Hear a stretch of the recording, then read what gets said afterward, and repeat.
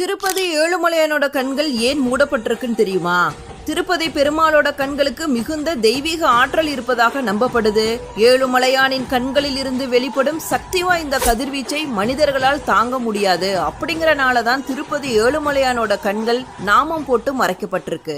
ஆனா வியாழக்கிழமை மட்டும் திருப்பதி பெருமாளோட கண்கள் திறந்திருக்கும். இதற்கான காரணம் என்னன்னா, வியாழக்கிழமை காலை பெருமாளுக்கு திருப்பாவாடை சேவை நடைபெறும். இதை அன்னக்கூடோற்சவம் சொல்லுவாங்க. வியாழக்கிழமை காலை 6 மணிக்கு திருப்பதி ஏழுமலையான் அணிந்துள்ள ஆபரணங்கள் எல்லாத்தையும் கலைந்துருவாங்க. பின்னர் பெருமாளுக்கு இடப்படும் நாமத்தோட அளவை நன்றாக குறைத்து கண்கள் நன்றாக தெரியும்படி செய்வாங்க. வெங்கடேச பெருமாளுக்கு எதிராக மலை போல புளியோதரையை குவித்து வைப்பாங்க.